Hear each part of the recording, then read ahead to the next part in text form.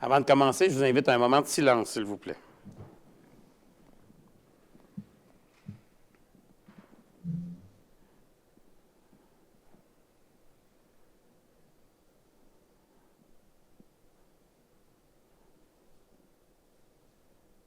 Vous pouvez vous asseoir.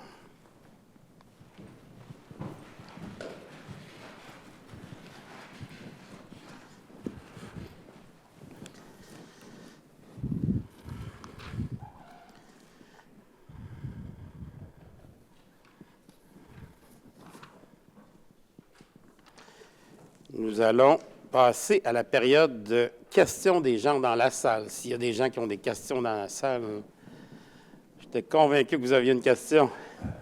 C'est votre visite annuelle. C'est ça. Bonsoir, M. le maire et monsieur et madame les conseillers. Félicitations pour votre réélection, là. Ici Bertrand Lemay. J'avais une question à poser. Bien là, j'ai changé un petit peu mon texte. J'ai vu que vous aviez beaucoup besoin d'argent pour votre usine d'épuration. Et puis, je regardais ça, là. Concernant les dépenses de fonctionnement de la Sûreté du Québec, là, au niveau du budget 2023, une augmentation de 5,32 le budget ici que vous m'avez donné. 2024, 5,28 et cette année, 6,17 soit le double du taux d'inflation. Est-ce que, vu que vous avez besoin d'argent, qui peut aller vérifier ça, ces dépenses-là, pour ne pas être surfacturé au niveau de la ville de Saint-Hyacinthe? J'aimerais bien vous dire qu'on peut aller vérifier, mais ça nous est imposé. Il y a des villes qui font des résolutions en disant qu'ils trouvent que c'est trop élevé, mais on reçoit une note en disant « mais cette année, le budget va passer à temps, c'est en rapport avec notre richesse ». Il y a des facteurs pour le calculer, là. On a eu le dépôt de notre dernier rôle d'évaluation et notre rôle a explosé. La dernière fois, vous avez vu comment les évaluations ont monté, mais ça ne nous a pas aidé aussi. Mais c'est tout calculé en fonction de critères qui sont déjà établis, puis ils nous envoient, puis en fonction de ça, mais on reçoit une facture. Okay. Puis on peut juste dire qu'on n'est pas d'accord, mais en bout de ligne, à part ça, on n'a aucun pouvoir, malheureusement. Vous n'avez pas de pouvoir là-dessus, OK. Puis, juste pour compléter celle-ci, durant le temps du maire Claude Bernier, on avait fait une réunion, nous autres, sur les rues Saint-Louis, pour être branchés, tous les citoyens, sur votre réseau d'usines d'épuration. Et vous étiez conseiller à cette époque-là et vous avez refusé l'accès aux tous citoyens de la rue Saint-Louis. Puis aujourd'hui, vous nous demandez de payer votre usine d'épuration. Là, c'est un peu, mais qu'on suive les comptes de taxes, ça va être difficile un peu, là. Autre question pour vous. Vu que vous avez créé un fonds vert avec une taxe additionnelle ayant pour objectif l'agriculture durable, que vous aviez mentionné, quels sont vos projets pour l'année prochaine? Je vais en parler dans la lecture du budget, mais ce n'est pas juste pour l'agriculture durable, c'est pour tout projet en lien avec l'environnement. Mais je vais en parler plus longuement tout à l'heure, là, mais il y a des fois, c'est des plans qu'on se fait faire, qu'on rentre là-dedans. C'est de l'ajout de plantation d'arbres. Il y a plein de choses qui vont être... parce que ça représente un budget de 550 000 de mémoire, là, mais je vais vous en parler à la lecture de mon mot là, tout à l'heure. Bon, merci beaucoup. Merci à vous, M. Lemay. Est-ce qu'on a d'autres questions sur le budget? Il n'y a pas d'autres questions sur le budget pour le moment. Excusez-moi. On va y aller avec la période d'information des membres du Conseil. Est-ce qu'il y a des gens du Conseil qui voudraient prendre la parole à ce moment-ci? Mais on va finir le tour de la période d'information tout à l'heure, mais qu'on retourne en séance régulière. Au point 3, c'est l'adoption de l'ordre du jour. Madame Chénier.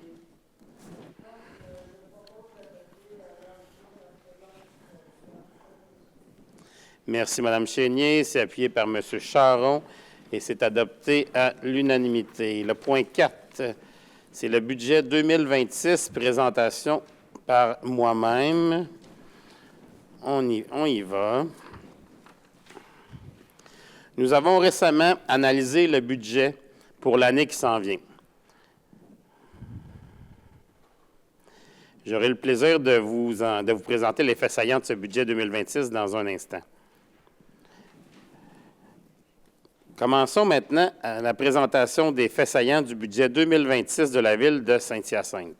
Conformément à l'article 474 de la Loi sur les cités et villes, nous vous présentons les prévisions budgétaires de l'année prochaine avant l'adoption officielle du budget 2026 par le Conseil municipal.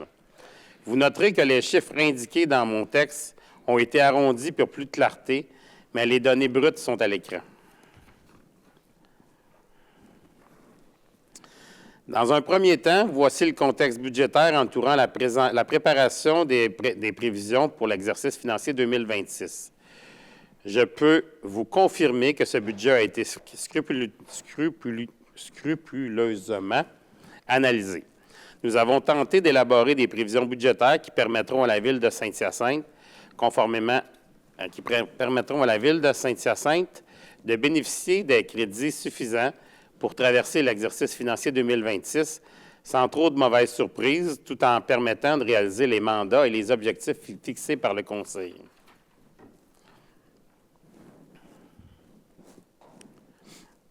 Les discussions budgétaires ont débuté dès le mois de juin.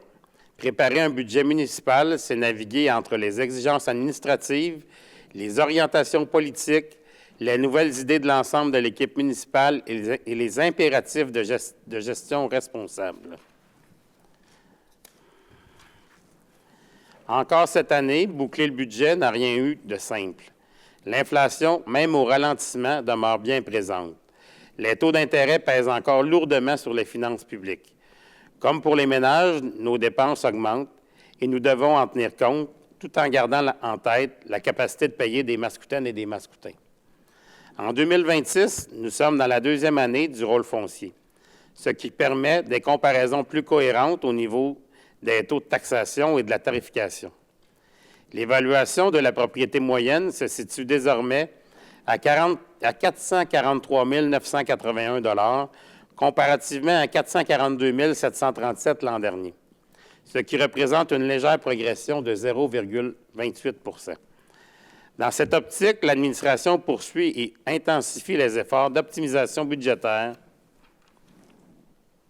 en réexaminant les activités, les programmes et les allocations budgétaires, et ce, particulièrement dans les services techniques, afin d'arrimer les ressources avec les besoins réels et les priorités stratégiques de la municipalité.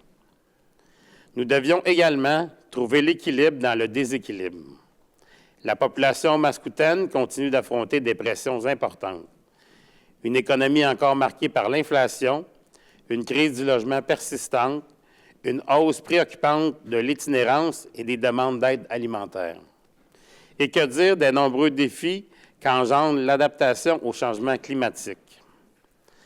Notre Ville doit également assumer des responsabilités additionnelles dans des champs de compétences qui ne sont pas les siens. Cette tendance accentue la pression sur nos finances. Nous héritons de toujours plus de responsabilités, alors que pour la plupart, ces nouveaux enjeux sont de la responsabilité de d'autres paliers de gouvernement. La loi 39 permet désormais aux municipalités de recevoir une part de la croissance de la TVQ. Pour 2026, cette mesure représente 4 398 993 $, une somme appréciable, mais insuffisante pour répondre aux besoins en infrastructures d'eau, surtout en considérant la suspension en 2026 du programme d'infrastructure municipale d'eau, le PRIMO, par le gouvernement du Québec. Le maintien des actifs municipaux constitue un défi de taille.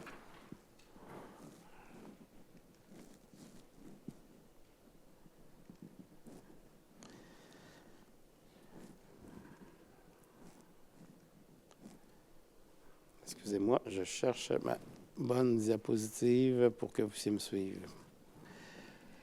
Le contexte budgétaire. Pour 2026, l'équilibre que nous devons atteindre repose sur le maintien des infrastructures existantes, la poursuite des projets structurants déjà amorcés, la maîtrise de la dette et le contrôle des dépenses, l'ajustement responsable des tarifications selon les coûts réels, l'optimisation continue de nos processus et de nos programmes, l'équité dans la revision du financement de nos divers partenaires, l'identification de nouvelles solutions fiscales, y compris des mesures éco-responsables, et la protection de la capacité de payer des citoyens et des citoyennes.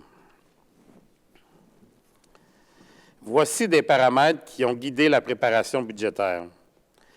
L'état de la situation économique, dont l'inflation de la région de Montréal se situait en septembre à 3,30 %. L'inflation moyenne se situe à 2,46 % depuis le début de l'année. Une nuance doit être apportée au niveau des biens et services où l'inflation demeure un enjeu. On observe une poussée vers le haut en septembre dépassant la fourchette de 1 à 3 % traditionnellement visée par la Banque du Canada. Le taux directeur de la Banque du Canada, celui qui régit les taux offerts sur le marché depuis le début de l'année, a été diminué 4 fois pour s'établir à 2,25 % au 29 octobre. Il s'agit d'une bonne nouvelle, encore une fois, pour bâtir le budget 2026. Le bémol est que les obligations de 2019-2020 financées à 1 % à 1,5 % seront tout de même refinancées à des taux beaucoup plus élevés en 2026. L'année 2026 sera la deuxième année des 3 pour le rôle triennal 2025-2027.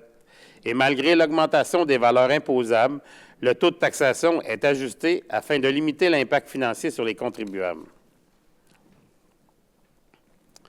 Lors du plénier du 8 septembre, la Direction générale et le Service des finances ont reçu du Conseil municipal les mandats suivants. Limiter l'augmentation du compte de taxes d'une maison unifamiliale dont la valeur s'établit à 443 981 $ en 2026 à 2,5 %, incluant l'ensemble des taxes applicables à cette catégorie d'habitation. Augmenter la taxation industrielle et commerciale dans un objectif de mieux répartir notre assiette fiscale ainsi que de limiter la charge fiscale sur le résidentiel. Ajuster le fonds vert alimenté par une taxe sur l'évaluation des immeubles en augmentant le tarif qui passe de 0,047 sous du 100 $ en 2025 à 0,0049 sous en 2026, ce qui veut dire que c'est à peu près un demi-sou. Indexer la tarification pour les piscines en les faisant passer de 103 à 110 $ pour 2026. Hausser le tarif d'eau potable et des matières résiduelles de 5 $ chacun. Augmenter la tarification d'assainissement des eaux de 4 $ afin de poursuivre l'orientation de 2025, soit de financer adéquatement nos infrastructures à court terme, mais également d'accumuler une réserve pour les investissements futurs. Poursuivre les mesures d'écofiscalité intégrées en 2023 et en 2024, comme la taxe sur le mazout, la taxation des surfaces imperméables, ainsi que le fonds vert. Maintenir au même niveau le budget en biens et services, à l'exception des protocoles d'entente avec nos divers partenaires, nos engagements contractuels et de la consommation d'énergie, parce qu'on n'a aucun contrôle. Au niveau des faits saillants, avant de nous attarder à l'analyse des dépenses de fonctionnement, il nous apparaît à propos de présenter de façon succincte les faits saillants du prochain budget afin de profiter d'une perspective globale et ainsi de mieux comprendre certains aspects de cette proposition budgétaire. Tout d'abord, soulignons que le budget 2026, tel que présenté, totalise un montant de 165,6 millions qui, en comparaison avec le budget 2025, au montant de 156,6 millions, représente une augmentation de 9 millions ou de 5,75 %. Si on s'attarde au premier chef, au volet dépenses des prévisions budgétaires 2026, il importe de souligner les variations pour chacune des deux grandes catégories de dépenses entre l'année qui vient et celle en cours, ce qui se traduit comme suit. Pour les dépenses de fonctionnement, c'est 138 millions qui représentent une augmentation de 5,85 % avec 2025. Pour les financements et les affectations, c'est 27 millions, ce qui équivaut à une augmentation de 5,22 %.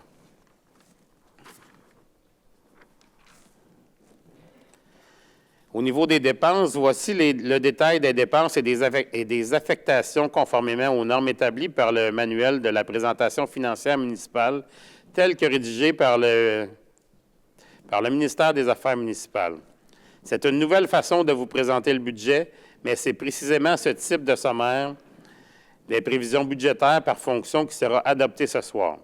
Il est donc intéressant de considérer ce mode de présentation qui a l'avantage d'indiquer ce qu'il en coûte réellement pour l'administration générale, la sécurité publique, l'hygiène du milieu, l'urbanisme ou le loisir et la culture, pour ne prendre que ces exemples.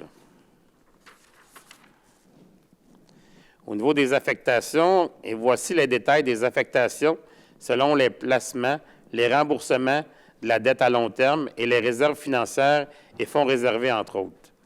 On constate que le budget de transfert à l'État des activités d'investissement est en hausse de 4,48 %, représentant des investissements de 14,9 millions. Le budget de transfert à l'État des activités d'investissement regroupe les enveloppes budgétaires permettant de soutenir financièrement plusieurs projets prévus au plan quinquennal d'investissement.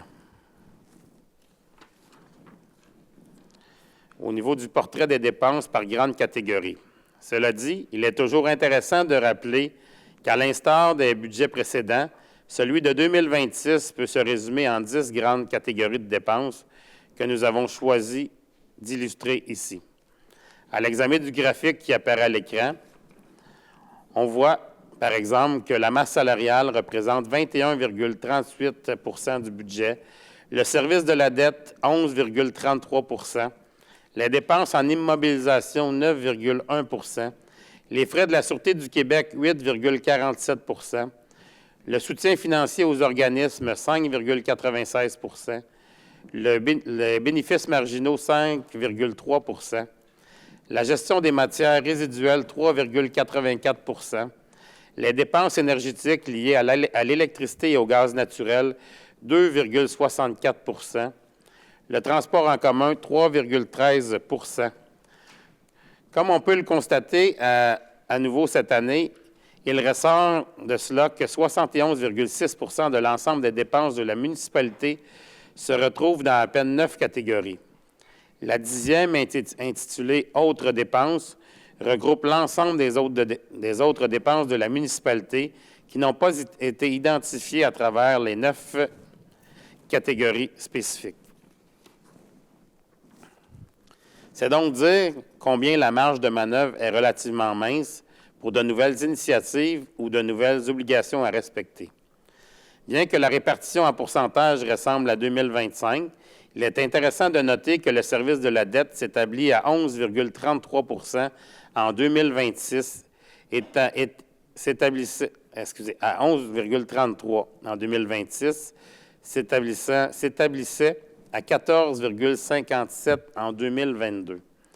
Non seulement la dette est contrôlée, mais son poids sur le service de la dette est en décroissance.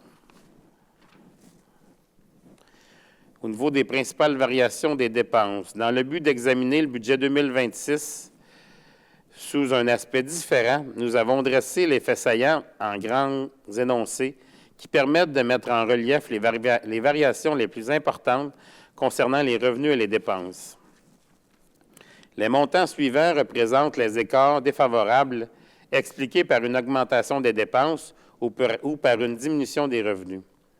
1 178 040 $, c'est l'augmentation de la quote-part pour la Régie intermunicipale d'Acton et des Mascoutins au niveau des déchets domestiques et organiques. 815 848 $, c'est l'augmentation de 6,18 % pour la Sûreté du Québec, comme M. Lemay le mentionnait. 692 918 $, c'est l'augmentation en honoraires et études techniques, dont 350 000 pour l'élaboration d'un plan directeur des eaux pluviales. 419 950 $, c'est l'augmentation en honoraires professionnels, essentiellement pour les études pour l'augmentation de la capacité de production au niveau de l'eau potable. 362 522 $, augmentation des dépenses pour la mise aux normes des clôtures et des piscines. 325 251 $, l'augmentation pour litiges divers en honoraires et affaires juridiques. 286 941 $, honoraires professionnels en urbanisme. 282 416 $, c'est des nouvelles dépenses pour la location d'espace pour la cour municipale que nous allons déménager en 2026. 238 622 $ intérêts sur la dette à long terme au niveau du terrain des Sœurs de la Charité. C'est une dépense qui s'ajoute. 200 000 $ la réserve pour le logement abordable, qu'on augmente notre montant qu'on injecte dans le logement abordable de 1,3 à 1,5 million en 2026. 2 523 733, c'est l'augmentation de la masse salariale. Le total des écarts défavorables est de 7,3 millions de dollars. Au niveau des dépenses de fonctionnement, nous voilà donc à l'étape d'examiner le budget 2026 plus en détail. Nous nous attarderons dans un premier temps aux dépenses de fonctionnement ou dépenses d'opération, ce qui nous emmène à ce qui suit pour la masse salariale. La SQ, la RIAM et la MRC et le transport collectif. Au niveau du portrait de la masse salariale, la rémunération globale représente 21,38 % de l'ensemble des dépenses en 2026, comparativement à 21 % en 2025. Son importance relative dans les dépenses globales se maintient. Au niveau de la Sûreté du Québec, ce poste budgétaire regroupe l'ensemble des coûts associés aux services dispensés par la Sûreté du Québec. La hausse 2026 s'explique d'une part par l'augmentation de la population, maintenant à 60 847 habitants sur notre territoire pour 2025, et d'autre part par la moyenne de la richesse foncière uniformisée de la Ville qui s'est appréciée. Sans oublier le coût moyen d'un policier qui est passé par policier de 254 742 $ en 2025 pour atteindre en 2026 262 894 $. À cela s'ajoute le supplément permanent qui s'est accru de 75 678 $, passant de 1 750 000 en 2025 à 1 820 000 $ pour 2026. Cela porte la facture finale à 14 millions, soit une proportion non négligeable du budget annuel de la Ville. D'où l'intérêt de nous assurer que la Sûreté du Québec soit au rendez-vous dans la réalisation de ses mandats et dans l'atteinte des objectifs qui lui sont fixés par le milieu. Au niveau de la gestion des matières résiduelles de la RIAM, la quote-part de la Ville à la RIAM est à la hausse de 10,33 %. L'augmentation de ce poste est attribuable aux deux nouveaux contrats. Le premier pour la collecte, le transport et l'élimination des résidus domestiques, et le second pour la collecte et le transport des matières organiques. Le dernier contrat d'une durée de 5 ans avait permis une stabilité au niveau des budgets. Un ajustement au prix du marché était prévisible pour 2026. Au niveau de la MRC des Mascoutins, en ce qui a trait à la quote-part de la Ville de Saint-Hyacinthe versée à la MRC des Mascoutins, elle connaît encore une croissance. Depuis 2015, cette quote-part est passée de 1,3 million à 3 millions, soit une augmentation de 130 % au fil des années. Pour 2026, cette contribution se voit majorée de 3,3 %. Au niveau du transport collectif. Ensuite, pour le transport collectif, les dépenses en transport en commun se divisent en 3 grands postes budgétaires qui correspondent aux quote-parts de 3 entités déléguées pour offrir le service. 1, le transport en commun local, selon notre entente avec la MRC. 2, le transport en commun régional, selon notre entente avec EXO. Et 3, le transport en commun adapté et collectif, selon notre entente avec la MRC. La mise à jour du programme de soutien au transport adapté du ministère des Transports et de la Mobilité durable a permis une augmentation des revenus de subvention en 2025, ce qui explique la diminution de la contribution de la Ville en 2026.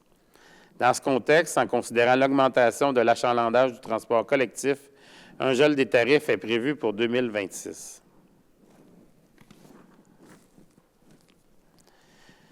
Au niveau du Fonds vert, l'année 2026 constituera la 4e année du Fonds vert. Il s'agit d'un fonds dédié à la réalisation de projets d'immobilisation et d'opérations en lien avec le développement durable. Chaque année, la somme totale perçue par le Fonds vert est utilisée en partie pour financer des projets du PQI et en partie pour des projets du budget d'opération. Nous prévoyons percevoir une somme de 563 748 par la taxe spéciale Fonds vert en 2026.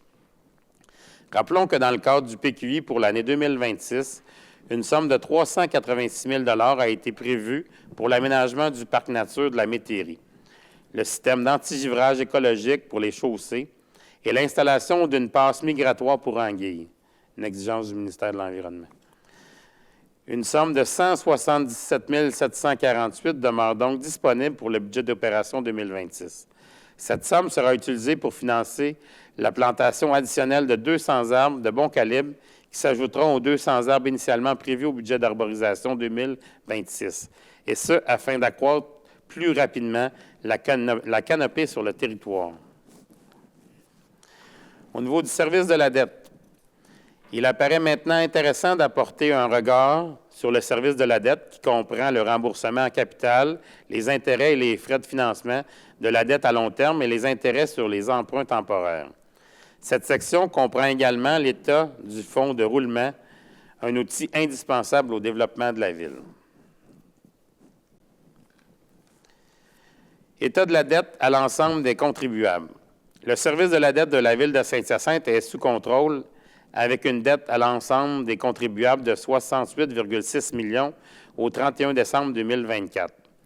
Bien qu'il s'agisse d'un exercice périlleux de comparer deux municipalités au plan financier, lorsqu'on regarde le profil financier de la ville publié par le ministère des Affaires municipales et de l'Habitation, notre ville se positionne très bien. Aussi, les municipalités ont la possibilité de constituer un fonds de roulement qui est en réalité une réserve financière servant de bas de laine. Le fonds de roulement permet à la ville de faire l'acquisition de biens et d'infrastructures en payant avec ce fonds. Celui-ci est ensuite remboursé sur une période maximale de 10 ans. La ville détient un fonds de roulement d'un montant de 27,8 millions de dollars.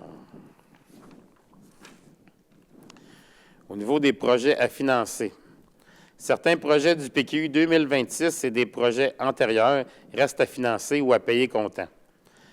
Comme au moment du dépôt des états financiers 2024, la Ville pense dégager un surplus lors du dépôt des états financiers 2025, dont une partie pourra être utilisée pour rembourser par anticipation certains projets en attente de financement à long terme, évitant ainsi des frais d'intérêt futurs. Cette conjoncture favorable est une gestion responsable qui favorise la stabilisation de la dette. Au niveau des revenus, nous abordons maintenant les revenus. Rappelons que les revenus sont établis de façon un peu plus conservatrice que les dépenses, et ce, dans la perspective de dégager un surplus raisonnable en fin d'année, en vue de rabattre du financement temporaire, d'augmenter notre fonds de roulement et de peut-être même de nous permettre de commencer à épargner afin d'investir plus largement dans nos nombreux projets de mise à niveau de nos infrastructures en eau. Investir plus rapidement, c'est ce que ça veut dire. Si le contexte économique ne glisse pas vers une récession et que l'inflation est davantage contrôlée, nous devrions être en mesure d'atteindre notre objectif. Au niveau des revenus, les revenus passent d'une enveloppe de 156,6 millions dans le budget 2025 à une enveloppe de 165,6 millions au budget 2026, ce qui représente une augmentation de 5,75 %. Au niveau du portrait par grande catégorie, cela dit, et de la même manière que pour le volet des dépenses, il est intéressant de présenter un portrait des revenus par grande catégorie qui se trouve illustré ici.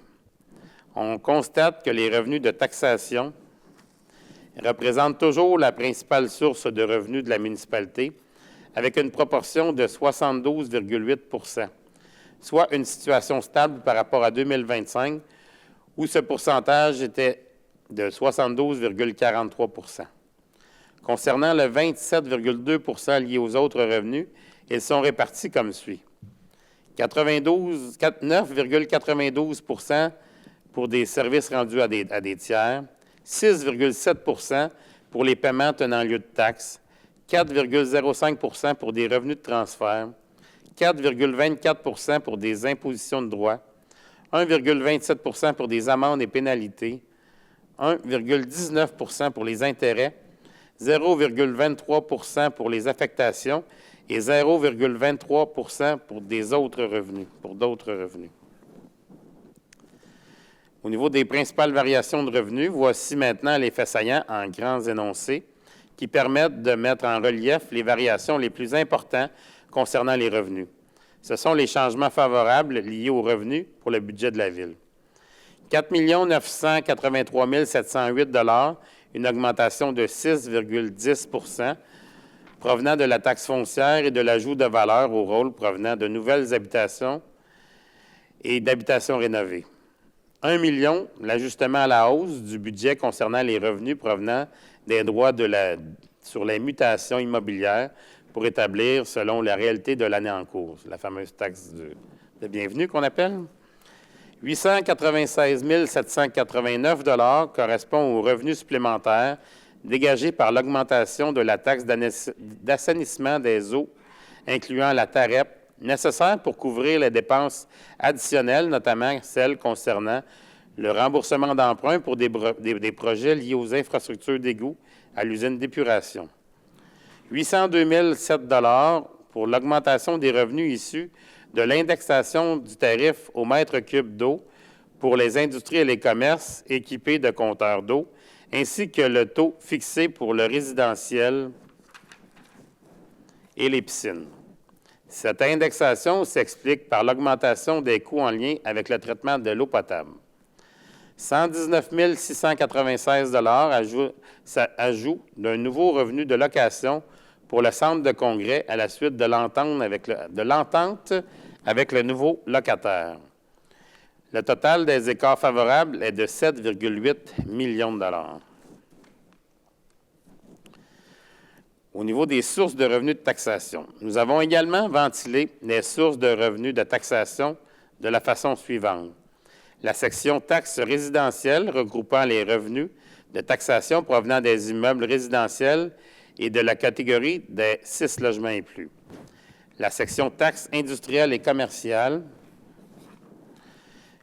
comprenant les revenus de taxation des immeubles non résidentiels, industriels, agricoles, forestiers et des terrains vagues desservis.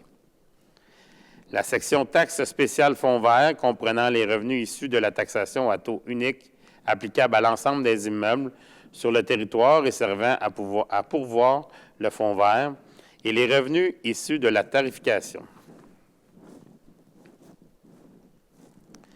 Nous voilà donc en mesure d'annoncer les taux de taxes et la tarification pour 2026. On retrouvera donc dans un premier tableau l'ensemble des taux qui seront en vigueur pour 2026. Ainsi, en considérant les différents enjeux entourant la préparation budgétaire et après avoir pris en compte chacun des postes de dépenses et de revenus, nous sommes en mesure de préciser que le taux de la taxe foncière générale pourra s'établir sur la base de la présente proposition budgétaire à 0,5346 du 100 $ d'évaluation pour le taux de base applicable aux immeubles résidentiels de 5 logements et moins, ce qui représente une augmentation de 2,28 %. Du côté des immeubles de 6 logements et plus, le taux de taxation générale s'établit à 0,6793 du 100 $ d'évaluation, soit une augmentation de 2,28 %. Poursuivons avec les différents taux de taxation. La taxe sur le fonds vert sera augmentée à un taux de 0,0049 du 100 $ d'évaluation applicable à tous les immeubles sur le territoire de la municipalité. Le fonds vert alimentera la réserve financière du même nom qui servira à financer des projets en lien avec le plan de développement durable, le PDD, et d'autres initiatives. La portion des revenus issus de la taxation foncière représente 86 597 741 $ et est répartie, tel qu'illustré sur le graphique, entre les différentes catégories d'immeubles. Plus précisément, le volet résidentiel correspond à 40 %, le commercial à 31 % les 6 logements et plus à 11 % l'industriel à 10 % l'agricole et le forestier à 5 % les terrains vagues desservis 2 % et le fonds vert 1 %. Répartition des revenus de taxation par catégorie.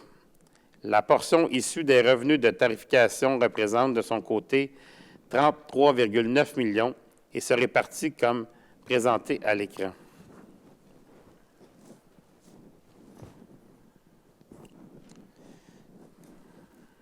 Après avoir présenté les différents taux et la tarification pour l'année 2026, voyons maintenant ce que cela aura comme impact sur le compte de taxes des contribuables mascoutains.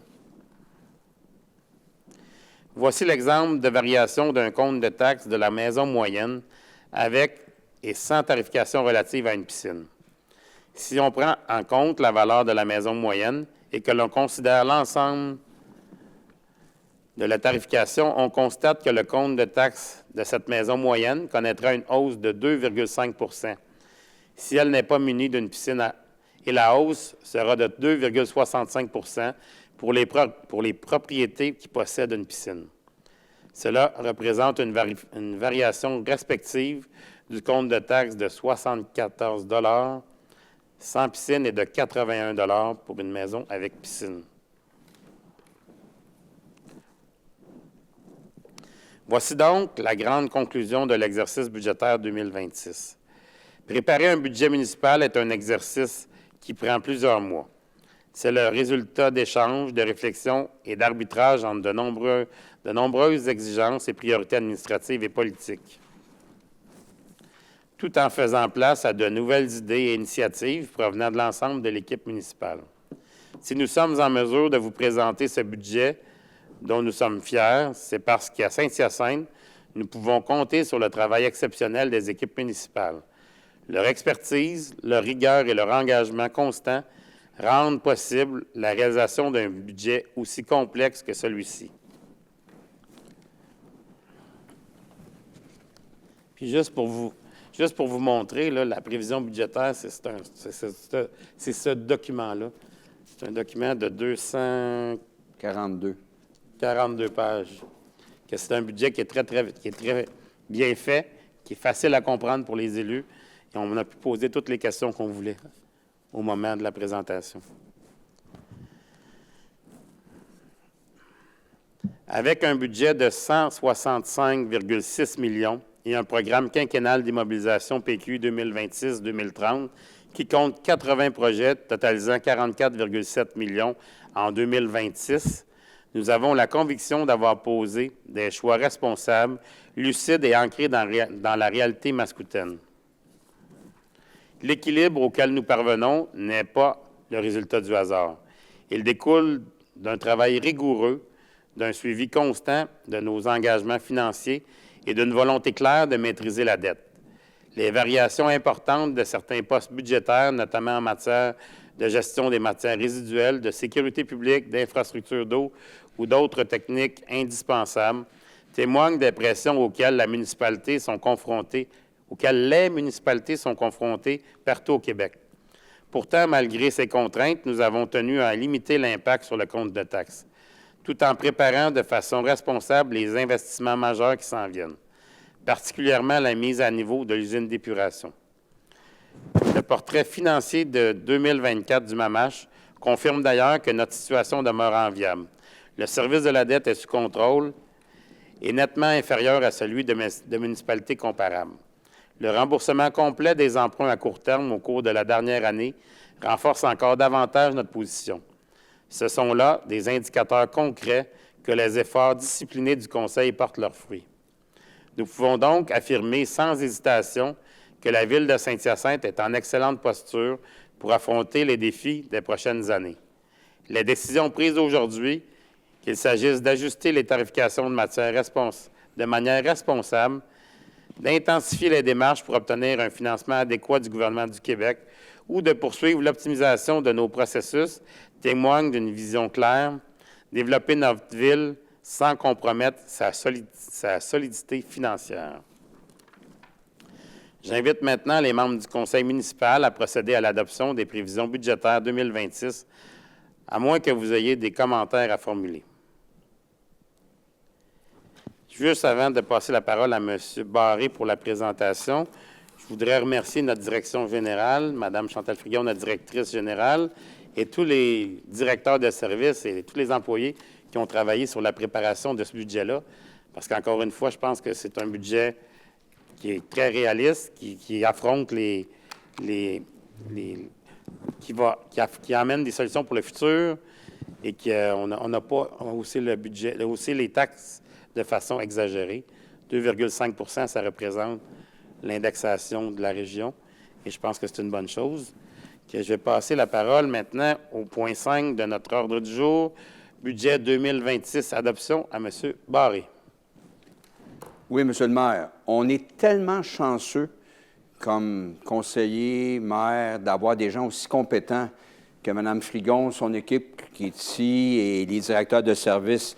Quand ils nous remettent un document comme ça à étudier chez nous, puis à creuser 242 pages, il y a tellement de monde qui a travaillé là-dessus, là, on se dit tabarnouche, on va de la misère à trouver quelque chose, les trouver en défaut, puis ça nous aide, nous, dans notre prise de décision. On creuse ça, puis ça nous facilite notre travail. Puis à ce moment-là, quand on revient, quand on a eu notre réunion finale, bien, on savait où on s'en allait avec ça. Je suis vraiment impressionné par le travail qui est fait par nos employés et je veux lever mon chapeau et puis je suis convaincu que tous mes collègues pensent la même chose parce que c'est tellement plus facile de travailler quand c'est organisé comme ça. Et en plus, l'ancien conseil avait demandé que le budget ne dépasse pas 2,5 %. C'était le souhait du dernier budget et eux nous ont présenté un travail qui respectait ça. Donc, on a pu s'aligner là-dessus et arriver avec ce qu'on va proposer maintenant. Mais encore une fois, chapeau, très impressionné. Concernant la présentation faite préalablement du budget pour l'exercice financier 2026 par M. le maire André Bourgard, en conséquence, je propose de déposer et d'adopter le budget pour l'exercice financier 2026 tel qu'il apparaît au document intitulé « Prévision budgétaire 2026 » et résumé comme suit. Revenus, taxes, 120 567 854 $ Paiement tenant lieu de taxes, 10 043 976 $ Transfert, 6 712 351 $ Services rendus, 16 421 677 $ Imposition de droits, 7 016 400 $ Amendes et pénalités, 2 111 369 $ Intérêts, 1 968 820 $ Autres revenus, 380 558 $ Immobilisation, produits de cession, 50 000 $ Financement, financement à long terme des activités de fonctionnement, 119 551 $ Affectation, et on n'a rien au surplus accumulé affecté, 141 935 $ Réserve financière et fonds réservés, 65 509 $ Dépenses constatées à taxer ou à pourvoir, on a zéro. Total des revenus, financement et affectation, 165 600 000 $ Charges incluant amortissement. Administration générale, 19 884 127 $ Sécurité publique, 25 499 283 $ Transport, 31 153 409 $ Hygiène du milieu, 36 846 309 $ Santé et bien-être, 2 246 892 $ Aménagement, urbanisme et développement, 11 359 204 $ Loisirs et culture, 30 851 365 $ Frais de financement, 7 874 803 $ pour un total de 165 715 392 $ L'amortissement, moins 27 133 165 $. Au niveau des placements, 6 281 $ Au financement, Remboursement de la dette à long terme, 6 743 500 Les affectations, activités d'investissement, 14 920 987 surplus accumulé affecté, 336 607 réserves financières et fonds réservés, 5 10 398 et dépenses constatées à taxer et à pourvoir, on a zéro. Pour un total des charges, financement et affectations, 165 600 000 Suivant la présente adoption du budget pour l'exercice financier 2026, un document explicatif sera publié dans un journal local, diffusé sur le territoire de la municipalité, le tout conformément à l'article 474.3 de la loi sur les cités et villes et au paragraphe 8 de l'article 263 de la loi sur la fiscalité municipale. Merci, M. Barré. C'est appuyé par M. Bousquet. C'est adopté à l'unanimité. Le point 6, adoption du règlement numéro 773, modifiant le règlement numéro 670, décrétant la taxation et les compensations pour les services municipaux de la Ville de Saint-Hyacinthe pour l'exercice financier 2026. M. Caron. Oui, Monsieur le maire. Je propose d'adopter le règlement numéro 773, modifiant le règlement numéro 670, décrétant la taxation et les compensations pour les services municipaux pour la Ville de Saint-Hyacinthe pour l'exercice financier 2026. Merci, M. Caron. C'est appuyé par M. Thériault et c'est adopté à l'unanimité. Le point 7, adoption du règlement numéro 774, modifiant le règlement numéro 3, décrétant la tarification de certains biens, services ou activités dispensés par la Ville de Saint-Hyacinthe. M. Côté. Merci, M. le maire. Citoyens. Alors, je propose d'adopter le règlement numéro 774, modifiant le règlement numéro 3, décrétant la tarification de certains biens et services ou activités dispensés par la Ville de Saint-Hyacinthe. Merci, M. Côté. C'est appuyé par Mme Bédard et c'est adopté à l'unanimité. On en est rendu au point 8, la seconde période de questions. Est-ce qu'on a des questions dans la salle? Sur le budget.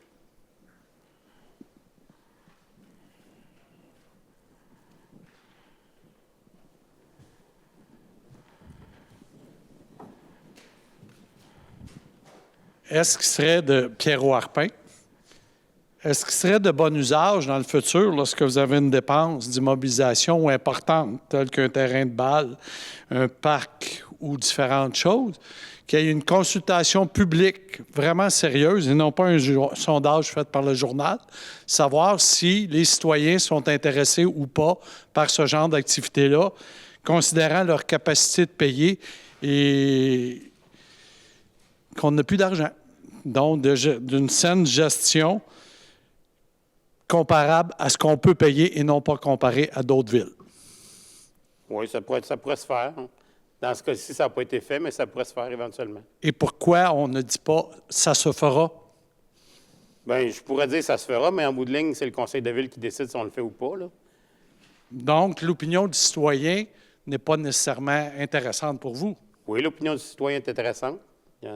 Oui. Bon, bien, pourquoi à ce moment-là, vous ne sondez pas les citoyens quand vous aurez un projet important plutôt que d'arriver et de dire, bien, on l'a su tout de suite après les élections que vous seriez augmenté. Tu sais, c'est un mois, aucune information, puis on arrive, paf, voilà.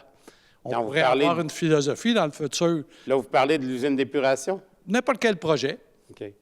Parce que l'usine d'épuration, ce n'est pas une cachette qu'on travaille sur ce dossier-là depuis au moins plusieurs années. Là. Non, mais vous n'avez pas su en décembre que ça coûterait 139 millions. On demanderait à ceux qui ne sont pas servis de payer. Oui, mais là, on revient en arrière. Là, mais... Non, mais je prends les propos de votre ami dans le courrier, monsieur, qui fait des colonnes là, de commentaires, M. Bourassa. Ah, c'est mon ami, M. Bourassa, merci. Bien, c'est ce qu'il a dit la première fois que vous avez été élu. On se connaît bien, on est amis, mais je resterai toujours éditorialiste. Donc, c'est lui qui avait écrit ça dans les journaux. Les écrits restent. On est des connaissances, là. On n'est jamais allé prendre une bière ensemble. C'est pas sûr ce qu'il disait ça. C'est pas grave, mais moi, je vais en revenir à une question. Au point de dire, est-ce que les projets importants peuvent être pris au sérieux et présentés de longue haleine aux citoyens, voir leurs besoins ou leurs intérêts? Oui, ça pourrait être fait. Est-ce que ça sera fait? Comme je vais vous répéter la même chose. C'est le conseil de ville qui va décider si on le fait ou si on ne le fait pas, dépendamment des projets. Est-ce qu'ils sont intéressés à le faire? Ils n'ont pas le droit de parole? Bien, ils ont le droit de parole, sauf qu'on parle de quel projet? Les prochains qui vont demander des immobilisations importantes. Ceux passés, on ne peut plus rien faire. Mais d'un autre côté, on est quand même élu pour prendre des décisions importantes pour la ville puis pour la majorité, la majorité des citoyens. Parce que si on s'arrête à tous les sondages, puis à toutes les oppositions, à tous les commentateurs de ce monde, là, on ne fera plus rien comme ville. Je parle de projets importants. Oui. C'est certain, si vous changez un pick-up, m'en sac comme dans la 40. Mais si vous avez un projet important, que ce soit le terrain de balle, la piste, pas la piste, mais la promenade côté. Tu sais, vous parlez de villes comparables, qu'on est bien. Moi, je regarde des projets dans des villes comparables, puis il me semble qu'ils réalisent beaucoup plus facilement à moindre coût. Fait que, tu sais, c'est embêtant de savoir ça. Mais vous avez-vous un exemple à nous donner? Parce que c'est facile de dire qu'ailleurs, ça coûte moins cher, mais avez-vous un exemple? La piste sur le bord de la rivière à Drummondville. Je savais que vous en alliez là, c'est pour ça que je vous ai demandé. Mais c'est parce que nous autres, c'est une promenade, Gérard-Côté. C'est pas un sentier asphalté sur le bord d'une rivière. Pourquoi on n'en fait pas un sentier? On n'a pas les mêmes contraintes, puis on n'a pas les mêmes objectifs. Vous faites un concours d'architectes. Qui c'est qui va être gagnant pour tout cet emplacement-là, la terrasse à côté de la salle de spectacle? Puis ici, c'est les architectes qui veulent gagner des projets. Faites de quoi de simple, utile pour le simple citoyen, tout simplement. Oui, mais ce n'est pas un concours d'architectes qu'on a fait. On a fait un appel d'offres pour qu'un architecte soumissionne sur notre projet, mais ce n'était pas un concours. Mais on vous a entendu, M. Arpin, vous avez le droit à votre opinion. Dernière question. Sherbrooke font toute le plénière en web devant tout le monde, plutôt d'être cachés sous... Comment il y a un terme pour ça, là, mais pourquoi vous ne les faites pas publics, vos plénières? On a déjà étudié cette question-là. Sherbrooke a un conseil exécutif où toutes les grandes décisions sont prises. Quand on arrive au plénier, là, il reste à peu près plus rien à discuter. Mais nous autres, on l'a déjà étudié, on pourrait faire à peu près même pas 20 de ce qu'on fait en plénier, on pourrait le faire publiquement, parce que il y a des choses qu'on peut pas, on peut pas nommer des choses publiquement. On peut pas dire qu'on travaille sur un projet, parce que les gens qui travaillent sur des projets, eux autres, là, ils veulent conserver l'anonymat, puis ils veulent pas non plus que leur projet soit vendu tant qu'il n'est pas annoncé. Quand on parle d'un employé, un dossier disciplinaire, je comprends. Mais on l'a fait, l'exercice. On parle de ressources humaines. Vous Ouais. vivez la même chose que ce qui se passe au Parti libéral. C'est pareil. Les ressources humaines ne peuvent pas en parler à public. Mais là, vous nous ramenez à 2021 quand on a fait cet exercice-là. Puis l'ensemble du conseil à l'époque était d'accord de la faire. Puis quand on a vu ce qui nous restait de possible comme plénière publique, on a dit ça ne vaut pas la peine. Mais le nouveau conseil pourrait nous ramener ça, mais c'est la raison pour laquelle ça a été décidé comme tel. Merci, M. Arpin. Il y avait eu des mains levées, là, mais est-ce qu'il y a quelque chose de nouveau à ajouter? M. Thériault? Oui, M. le maire. Je vais vous donner un de mes irritants de 2025, peut-être même de 2024. Là. C'est justement quand on compare la piste cyclable le long de la rivière à Drummondville à ce qu'on doit faire ici à Saint-Hyacinthe. Ce sont deux choses totalement différentes. Je vais rappeler à ceux qui sont plus anciens à Saint-Hyacinthe où on se promenait en chaloupe au centre-ville. Nous, notre sentier, là, la promenade Gérard-Côté, elle a aussi un rempart qui nous protège des inondations. La rivière Saint-François, là, elle n'augmente pas en hauteur comme notre rivière Yamaska ici à Saint-Hyacinthe. Pas au niveau du camping, pas au niveau du village historique. Et là, eux ont à protéger un camping et un village historique. Nous, on a à protéger un centre-ville au complet. Et dans la promenade Gérard-Côté, il y a plusieurs contraintes qu'eux n'ont pas eues. Ils n'ont aucun problème à avoir la piste qui est inondée tout le temps. Nous, on nous demande, on ne veut pas avoir les pieds dans l'eau. Bien, à cause de la crue, à cause de notre barrage qui est à proximité, on doit protéger tout ça. Et le projet n'a aucune commune mesure avec celui de Drummondville. Merci beaucoup. Merci, M. Thériault. Est-ce qu'on a d'autres questions dans la salle? On n'a pas d'autres questions. On est rendu au point 9, la levée de la séance, proposée par Mme Gosselin, appuyée par M. Huard, de déclarer la levée de la séance à 20h54.